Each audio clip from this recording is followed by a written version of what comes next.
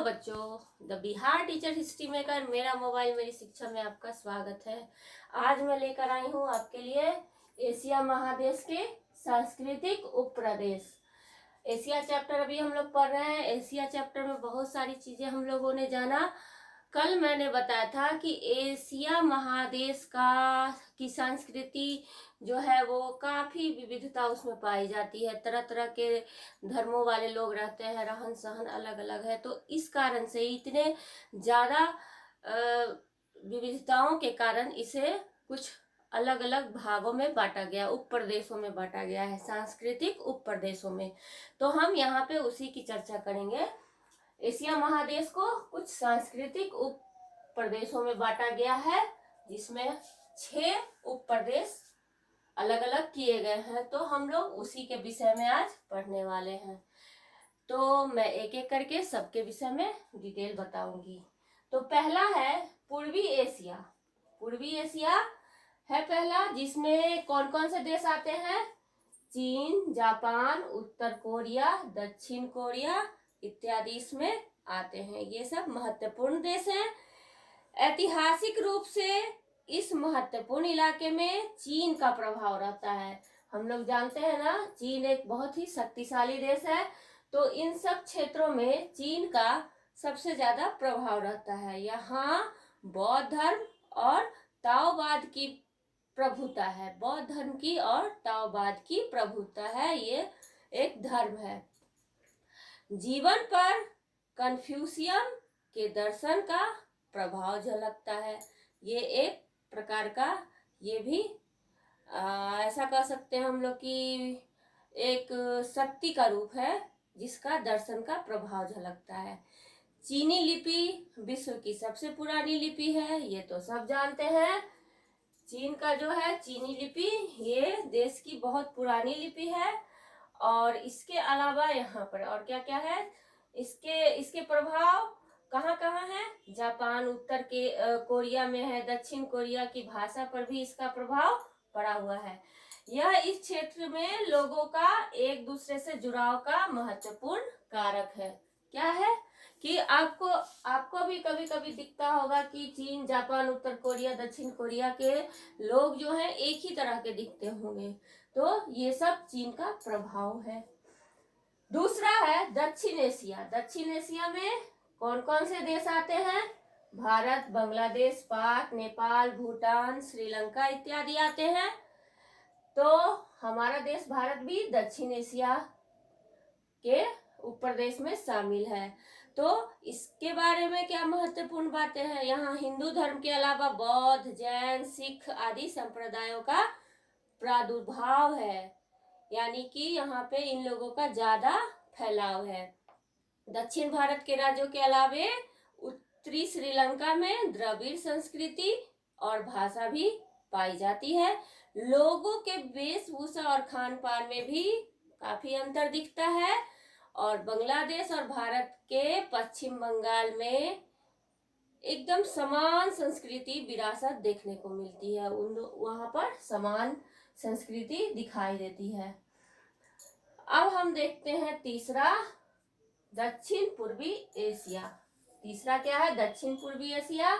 इसमें कौन कौन से देश शामिल हैं? Myanmar, Philippine, Thailand, Laos, Kampuchea, Malaysia, Singapore, Indonesia इत्यादि देश शामिल हैं। और इसमें कुछ और भी देश है। सब में कुछ कुछ और देश है। मैंने मुख्य देशों का जिक्र यहाँ पर किया है। ठीक है बच्चों, तो हम लोग देखते हैं कि इसमें और क्या खासियत है। इसमें सिंगापुर, इंडोनेशिया के अलावा ब्रुनेई, पूर्वी तिमोर भी, ये सभी देश शामिल हैं। यह प्रदेश भारत और चीन की संस्कृति और धर्म से बहुत अधिक प्रभावित हुआ है। इसलिए इन क्षेत्रों में भारत की संस्कृति भी नजर आएगी अगर उसमें डिटेल से देखा जाए तो। और दक्षिण पश्चिम एशिया से यह प्रदेश इस्लाम और ईसाई धर्म को भी दर्शा देता है, बहुत प्रभावित करता है वहां को, उस जगह को, इसलिए वो नजर आता है।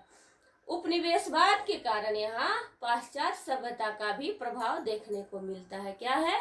पाश्चात्य सभ्यताओं का भी देखने को वहां पर मिल जाता है। इसका बहुत अच्छा उदाहरण फिलीपींस है, जो अमेरिका और स्पेन के विदेशी शासन से प्रभावित रहा है। किससे? अमेरिका के और स्पेन के विदेशी शासन से प्रभावित रहा है। अब हम चौथा देखते हैं, पश्चिम एशिया।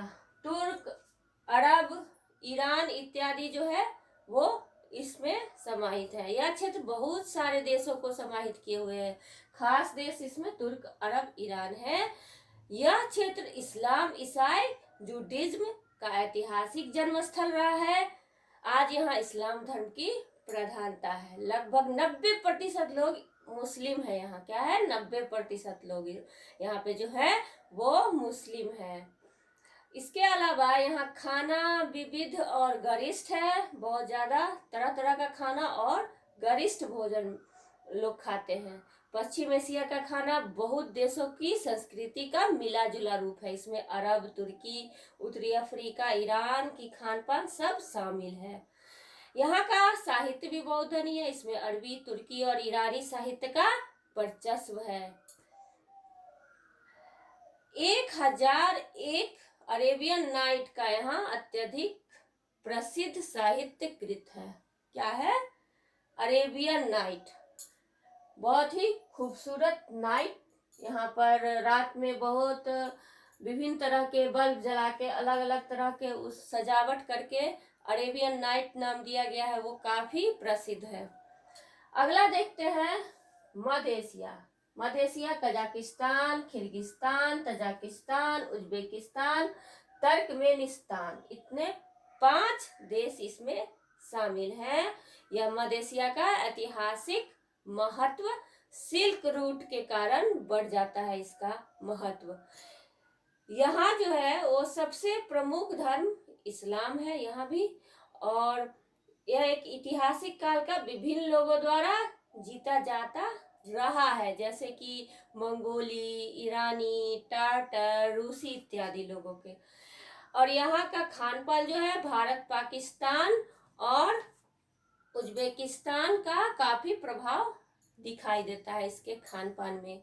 सिल्क रूट के कारण यहाँ साहित्य पर चीन, भारत, ईरान, अरब के साहित्य का प्रभाव भी पड़ा है। अब हम देखते हैं उत्तर एशिया। उत्तर एशिया खासकर रूस, ये रूस के अंतर्गत आता है। यहाँ साइबेरिया का भौगोलिक क्षेत्र है। किसका? साइबेरिया का भौगोलिक क्षेत्र है।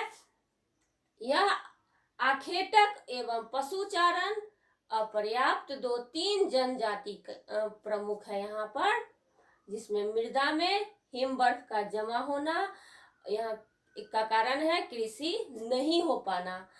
फिर भी आधुनिक तकनीक की मदद से पश्चिम साइबेरिया में गेहूं, बहुत बड़े फार्म गेहूं के विकसित किए गए हैं।